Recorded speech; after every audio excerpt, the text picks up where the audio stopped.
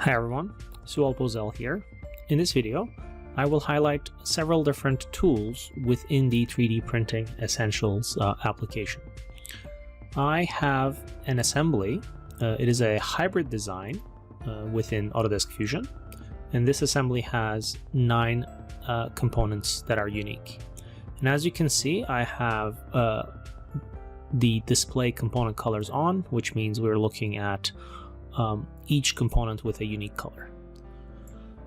First tool that I want to highlight is the Minimize Bounding Box. This tool lives within the 3D print panel, tools pull out, and when accessed, it allows you to select one or more components and aligns their the minimum bounding box height with the selected axis. So let me go ahead and select that one. And as you can see, it automatically aligns it with the Z-axis. If I rotate it so that it's the Y-axis, I can have it be dependent on the axis that I select. So let's go ahead and instead of selecting one, select all of them using the rectangle select. And as you can see, I can align the minimum bounding box height with a selected axis. So typically we want to use the Z-axis for this, and we can hit OK, and now we have minimized the bounding box and aligned it with the Z-axis for all of our selected parts. The next feature that I want to showcase is the duplicate components. This tool is very similar to the rectangular pattern tool. The rectangular pattern tool is a native Fusion function that allows you to select a one of many things, such as bodies and components. The duplicate components, which is in the 3D Printing Essentials, lets you select only components. So let's select that one, for example. You can, of course, choose more than one. So I could have chosen these two if I wanted to. And it automatically creates multiple copies of each selected component and gives you various quantities in X, Y, and Z axes. The rectangular pattern can do 1 or 2 axes. The duplicate component allows you to choose 3 axes. So I'll simplify and only select one component, and I'll create 5 copies. And you can see it creates those 5 in the X, and these are the global axes. And I can go in the Y, for example, 3. And when I do 3, you will see that it is a one direction is selected, but I can choose symmetric, which would put one in the positive Y and one in the negative Y, for example. And I can do the same type of action in the Z. So let's go maybe 4 in the Z. So here I have created a 5 by 3 by 4 matrix, which is a total of 60 components. Of course, my original stays, and I have 59 new components created, and you can kind of see that here on the left-hand side in the browser as well. So in addition to a single direction and symmetric, I also have the ability to control the single directions positive or negative direction. So instead of going in the positive Z, if I wanted to go, for example, in the negative Z, I can select flip direction, and it would create the new created copies in the negative Z axis. So this is one way of creating multiple components quickly. Another way is, let me release this. Instead of arranging them in X, Y, and Z, I can also create them in the same location. So for example, if I wanted a 3 total copies, by selecting that plus the original, I would create a total of 4 components. So here's the original one that I have selected, I, in its first instance, and I've created 3 new ones, the second instance, the third instance, and the fourth instance. So I've created 3 copies for a total of 4 parts. These are various ways we can use the duplicate command. To demonstrate the next function, I'll actually go ahead and use the XYZ combination, and maybe instead of a 5 by 3 by 4, let's just go with a 2 by 2 by 2,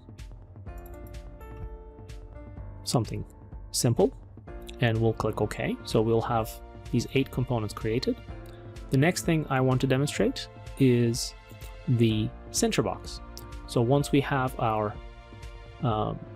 parts duplicated, our components duplicated, we can use a Sinterbox to cage them so that when they are 3D printed in an SLS or an MJF printer, if they are small parts, that they can be quickly in a group excavated from the plastic powder.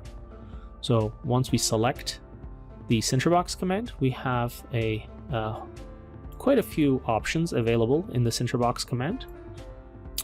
So first thing we have to do is select components. So I'll select these components right here. So for those components, I have the Sinterbox shape that I want to choose. So I have 2 options. The first one is a rectangular, and the second one is in fact not rectangular but freeform. So I'll choose the rectangular one. I can choose the thickness, the bar width, and the spacing for the Sinterbox itself. And I can also choose to move these components into the Sinterbox components. So here you can see all the components are selected, and they are various instances of component I.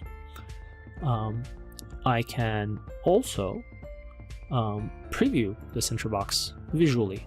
So it's going to be roughly what we see on our screen in green. I can also add a label. Right? The label text could be 8 parts, for example. I get to control its font and height and depth and padding. So the automatic bar spacing comes up with a recommended opening size between the bars, but I can uncheck this and type in an exact value if I want to. So let's say I want it to be exactly 10 millimeters bar spacing. I can do that. And I can also do offsets. So by default, the offset from the edge of the part to where the cage starts is about 3 meters. But if I wanted to, I could make them a little bit larger, so I have more padding. So let's go ahead and actually show you the outcome by pressing OK. And remember, this is the rectangular version. And the rectangular version creates a single component called Sinterbox. And in that component, it creates, it moves the components that we have selected inside it and creates a body called Sinterbox. And as you can see, we have our label added to the Sinterbox as well. Next, I'm going to show you how the Sinterbox can be a freeform object. So to do that, I will first move one of these components slightly in a different direction. So let's say my components were like so. I'll capture the position of that. And I wanted to create a Sinterbox between this component and this component. I wanted to encapsulate them. So let me select and isolate just those 2.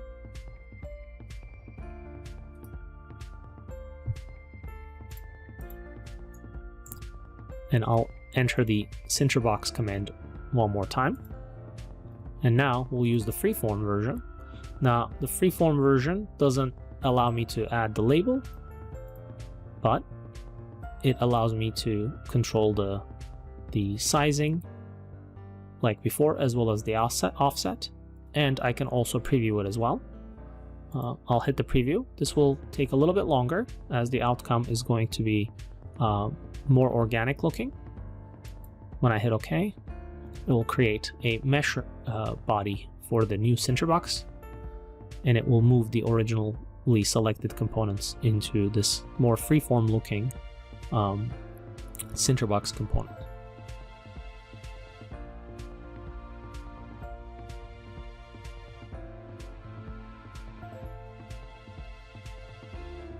And here's the outcome. So let's go ahead and show you what that looks like. Our 2 original components that we have selected, as well as a mesh Sinterbox component that got added. Now this one does not have the label capability built into it, as these are more freeform shapes. All right, we've covered quite a few different options let's now focus on one other option, which is label. So to demonstrate label, I will use this component. And let's say I want to add a label to this component. Let's bring up our label command. The label command has two options for the label source.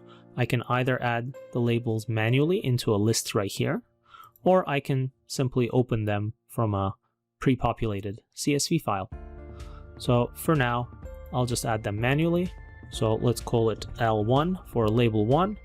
We'll add maybe 2 more, L2, and then we'll add our third one, L3.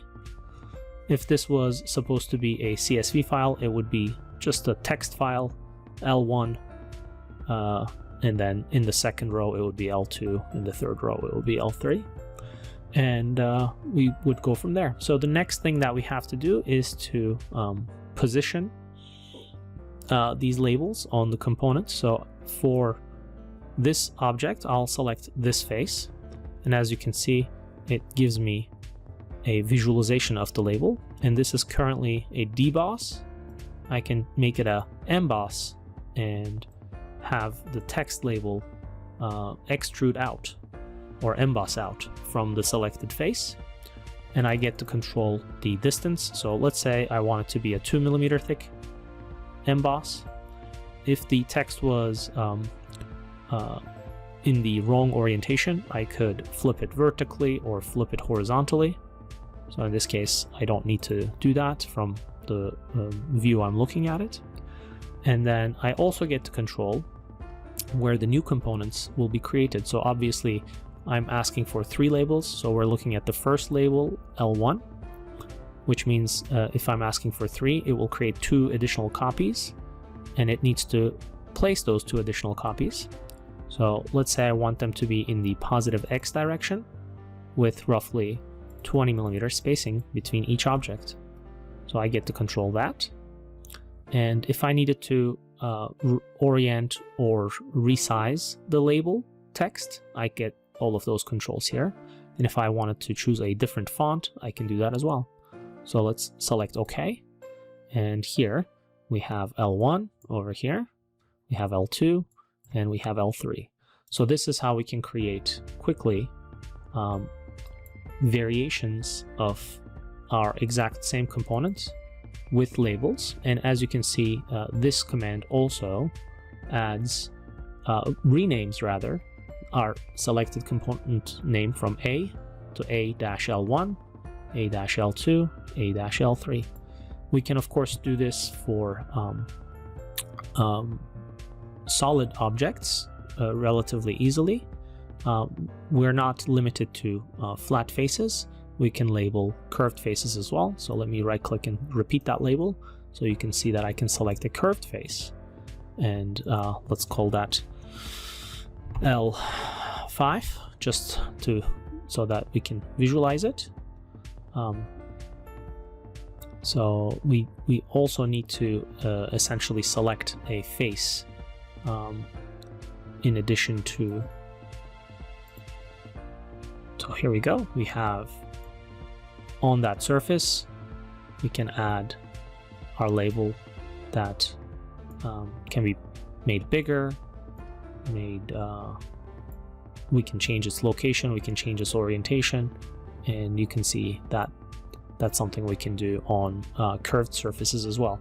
If you do it on a curved surface like I've just done, we have to pick a reference plane that is non-planar so that our construction, the label sketch can be generated. So if you pick a non-planar face, you get ready to select a secondary face or a plane, like a construction plane, to be able to label objects. If we are working with a mesh body, it's the same idea. We can select the mesh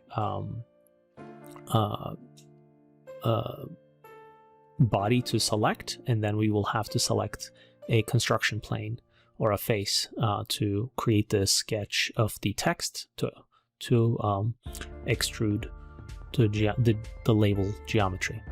So this is how the label command works. So in this video, we've covered quite a few different options. We've covered the duplication, we've covered the minimize bounding box, we've covered the label, and we've covered the Sinterbox. In the following videos, we will go over optimize orientation and generation of pins and holes.